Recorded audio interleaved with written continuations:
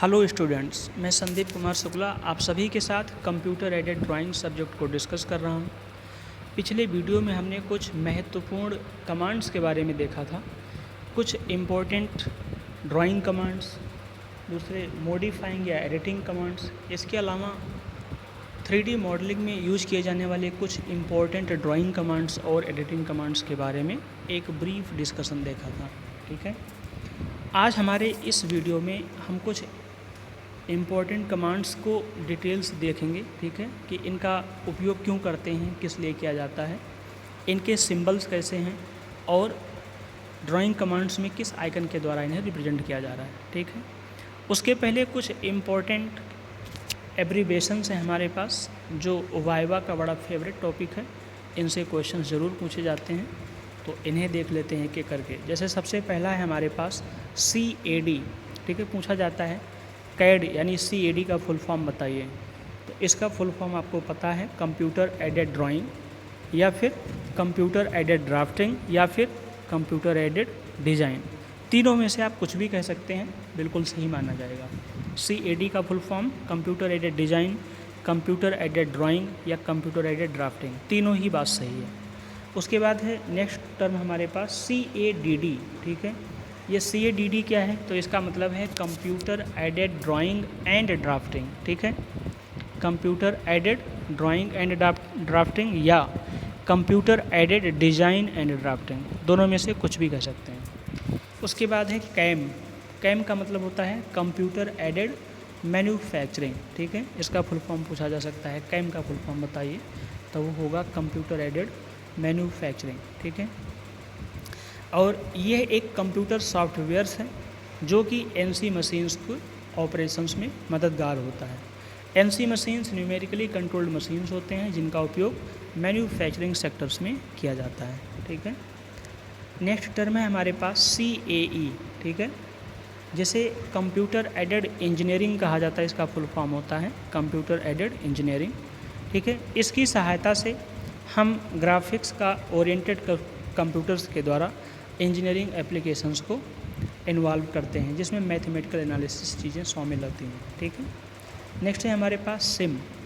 इसको computer integrated manufacturing कहते हैं और सिम के अंतर्गत यानी कंप्यूटर इंटीग्रेटेड मैन्युफैक्चरिंग के अंतर्गत कंप्यूटर एडेड डिज़ाइन या ड्राइंग, इसके अलावा कंप्यूटर एडेड मैन्युफैक्चरिंग और अन्य एनालिसिस चीज़ें शामिल होती हैं। ठीक है, हालांकि आपसे मेनली इसका फुल फॉर्म ही पूछा जाएगा, तो ये आपको पता होना चाहिए, computer integrated manufacturing. Next term है हमारे पास IGES। ठीक है, इसका मतलब होता है इनिशियल ग्राफिक एक्सचेंज स्पेसिफिकेशन। ठीक है, इनिशियल ग्राफिक एक्सचेंज स्पेसिफिकेशन, इसके द्वारा जो कि नेशनल ब्यूरो ऑफ स्टैंडर्ड के द्वारा निर्मित किया गया है। ठीक है, हम किसी 3D ज्योमेट्रिकल डेटा को ट्रांसफ़र कर सकते हैं। और नेक्स्ट है हमारे पास DXF, इसे हम ड्राइंग एक्सचेंज फॉर्मेट कहते हैं। DXF को ड्राइंग एक्सचेंज फॉर्मेट, ये दोनों ही सॉफ्टवेयर्स IGES और DXF ड्राइंग को एक्सचेंज करने के लिए या ट्रांसफ़र करने के लिए उपयोग किए जाते हैं। हालांकि जो DXF है ये ASCII का एक बाइनरी फाइल है। ठीक है, ठीक है, ASCII का मतलब है अमेरिकन स्टैंडर्ड, ठीक है, कॉमर्स इंडस्ट्री करके। ठीक है, इसके द्वारा यह बनाया गया है और हालांकि इसका जो क्रिएशन हुआ है ये ऑटोडेस्क जो ऑटोकैड सॉफ्टवेयर्स हैं इनके द्वारा ही किया गया है और इनका भी काम है ड्राइंग को एक सॉफ्टवेयर से दूसरे सॉफ्टवेयर में ट्रांसफ़र करना। ठीक है, तो हमारे पास किसी ड्राइंग को ट्रांसफ़र करने के दो मेन सॉफ्टवेयर हैं, एक है IGES और दूसरा है DXF। ठीक है, तो ये कुछ इम्पोर्टेंट टर्म थे जिनका अक्सर फुल फॉर्म पूछ लिया जाता है। ठीक है, उसके बाद कुछ महत्वपूर्ण जो हमारे पास ये कमांड्स हैं उनके बारे में देखेंगे। ठीक है, तो सबसे पहला लाइन कमांड, इसमें कमांड का नाम लाइन है। की स्ट्रोक अगर हम इंटर करना चाहें तो या तो पूरा ऐसे लाइन लिखें या इसका सिंपल कैपिटल L इंटर करके हम लाइन कमांड को एक्टिव कर सकते हैं, या फिर आइकन के द्वारा अगर करना चाहें तो इस आइकन पर क्लिक करके लाइन कमांड को एक्टिव कर सकते हैं। और ये करता क्या है, किसी स्ट्रेट लाइन सेगमेंट को ड्रॉ कर देता है। ठीक है। नेक्स्ट है सर्कल। सर्कल कमांड को एक्टिव करने के लिए या तो कमांड पैलेट में हमें सर्कल लिखना होता है या कैपिटल से इंटर करना होता है, या फिर जो ये टूल्स बार होते हैं, ड्रा टूल्स बार, उसके अंतर्गत इस आइकन पर क्लिक करना होता है। ठीक है। ठीक है। उसके बाद है इरेज कमांड। इसके लिए भी हमें या तो इरेज टाइप करना है या कैपिटल ई इंटर कर देना है, या फिर आइकन में इस वाले आइकन पर क्लिक करके हम इसको एक्टिव कर सकते हैं और इसका काम है किसी ऑब्जेक्ट को इरेज कर देना। ठीक है। नेक्स्ट है हमारे पास प्रिंट कमांड। तो इसके लिए हम प्रिंट या फिर प्लॉट या Ctrl+P इसको इंटर कर सकते हैं और इसके साथ ही हमारा जो ऑब्जेक्ट है वो प्रिंट हो जाएगा। उसके बाद है अंडू। अंडू का मतलब है जो हमने एक्शन किया है उसे रिवर्स कर दें। ठीक है। तो इसके लिए हमें कैपिटल यू इंटर करना होता है या Ctrl+Z बटन को दबाना होता है, और आइकन में देखें तो हमारे पास इस आइकन को क्लिक कर देने से अंडू कमांड एक्टिव हो जाता है। ठीक है। और इसका मतलब होता है अनडज द लास्ट कमांड, यानी जो हमने पिछली कमांड दिया था, पिछला आदेश दिया था, उसे रद्द किया जाए। ठीक है। और ओरिजिनल पोजीशन में वापस आया जाए। ठीक है। नेक्स्ट है हमारे पास रेक्टेंगल कमांड। रेक्टेंगल कमांड के द्वारा हम कोई रेक्टेंगल ड्रा कर सकते हैं। इसके लिए हम या तो रेक्टेंगल टाइप करें या फिर REC ये टाइप करके भी हम इस कमांड को एक्टिव कर सकते हैं।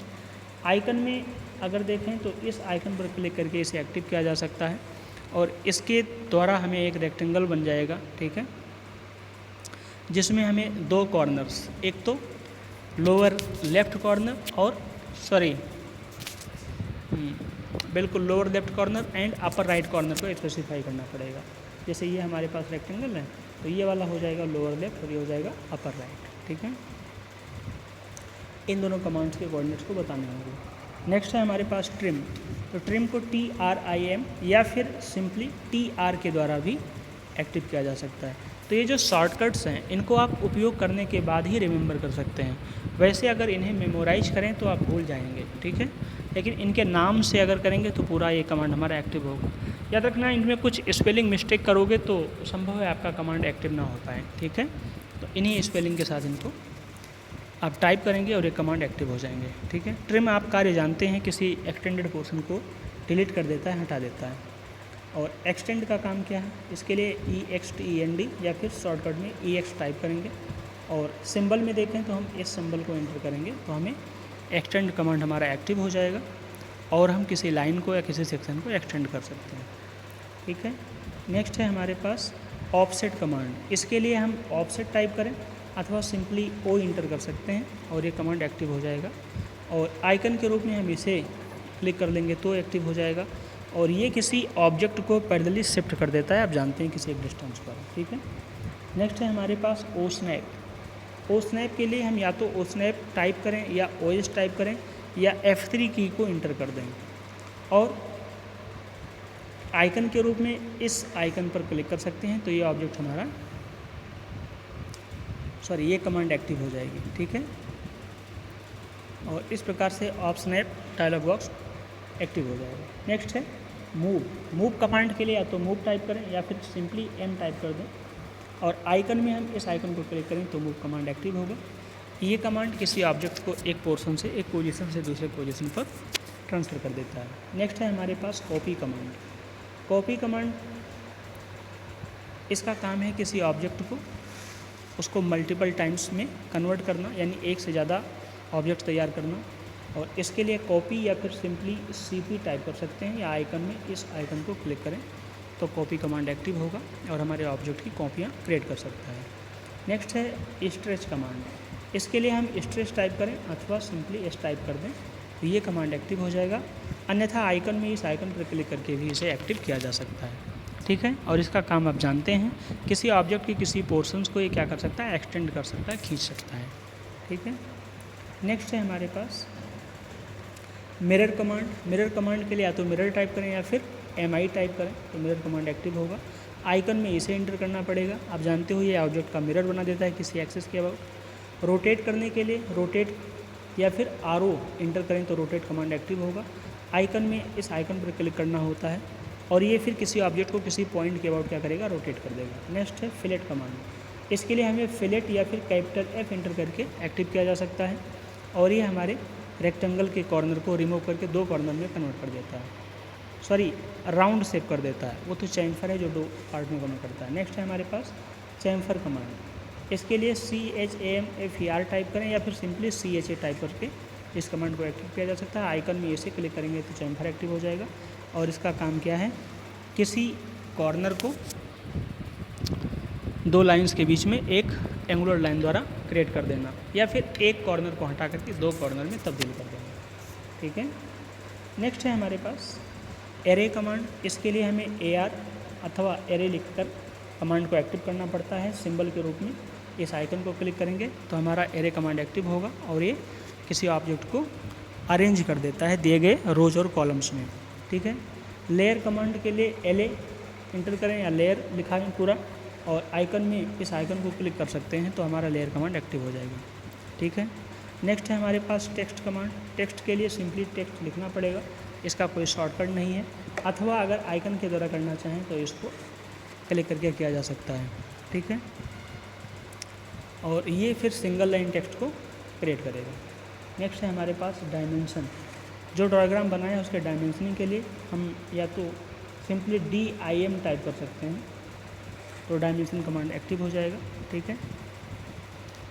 और इसमें कई सारे आइकन्स हैं, वहाँ अलग अलग आइकन्स पर क्लिक करना पड़ेगा। ठीक है। और इसके द्वारा किसी ऑब्जेक्ट का हम डायमेंशन पता कर सकते हैं। ठीक है।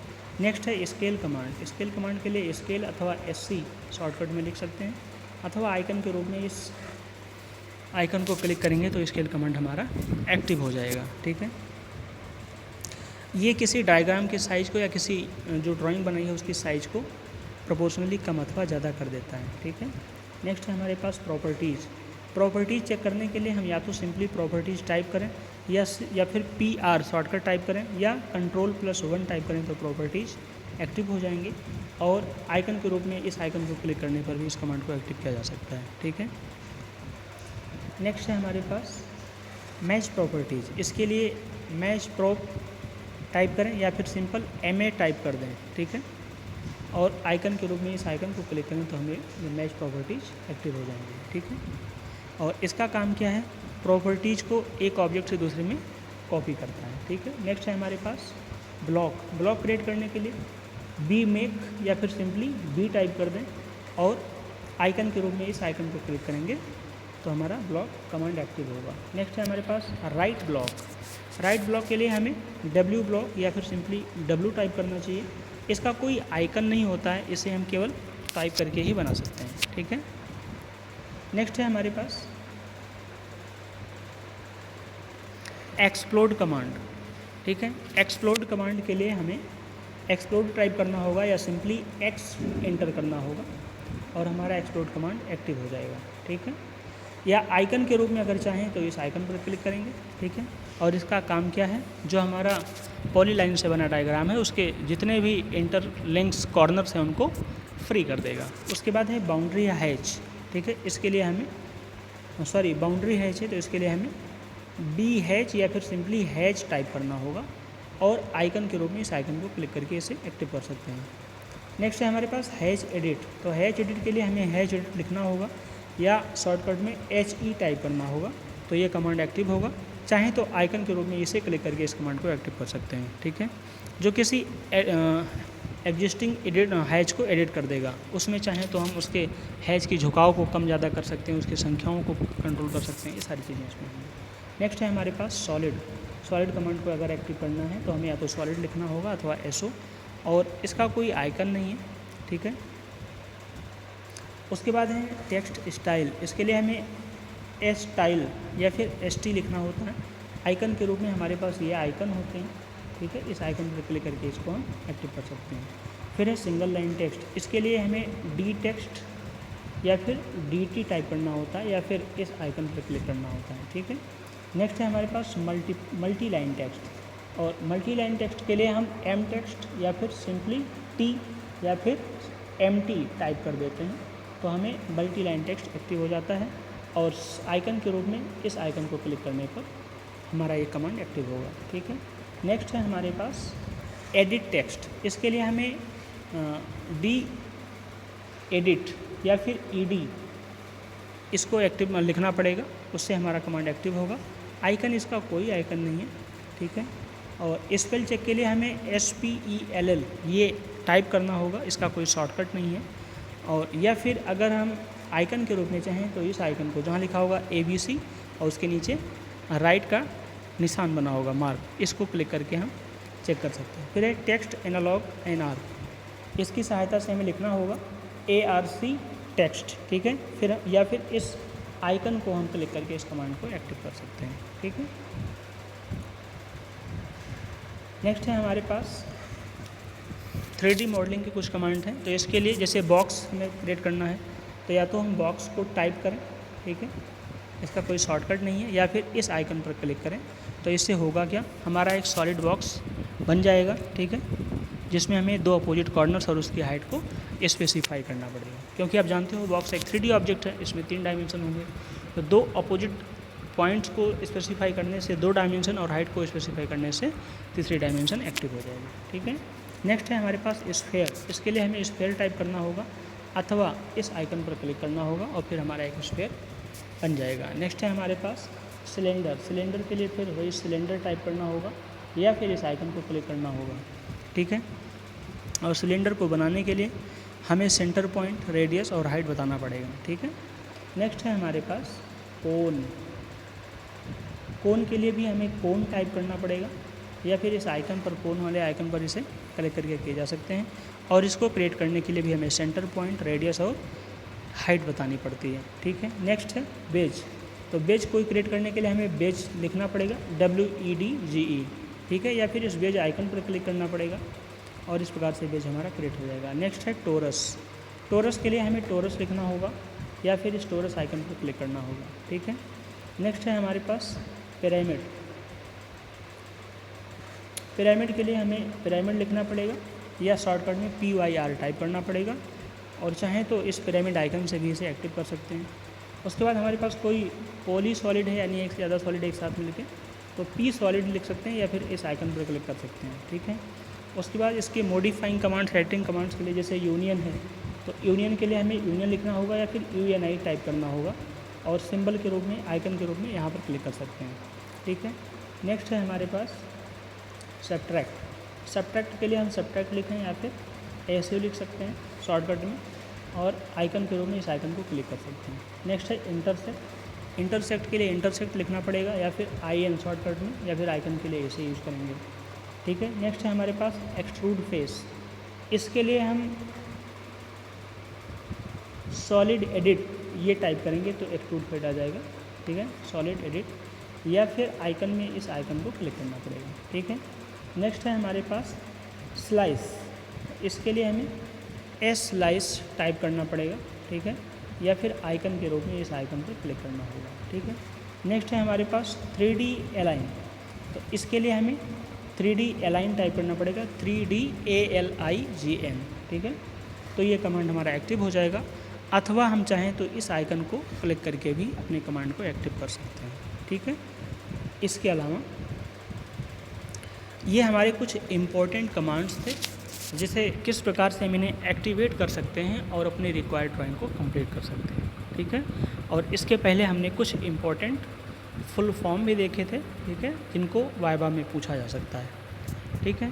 तो आपको इसमें जो मेन ये फुल फॉर्म थे ये पता होना चाहिए। इसके अलावा एडिटिंग कमांड्स, ड्राइंग कमांड्स, ठीक है, ये पता होना चाहिए। फिर 3D मॉडलिंग के ड्राइंग कमांड्स और एडिटिंग कमांड्स आपको आने चाहिए। ठीक है। तो ये कुछ इम्पोर्टेंट कमांड्स थे जो हमने देखा है, और अगर कभी आवश्यक समय मिला तो फिर हम इन कमांड्स का सेट पर, जो कंप्यूटर सेट है वहाँ पर प्रैक्टिस भी करेंगे। ठीक है। तो इससे आगे की बात हम नेक्स्ट वीडियो में करेंगे। इस वीडियो में यहीं तक। Thank you so much.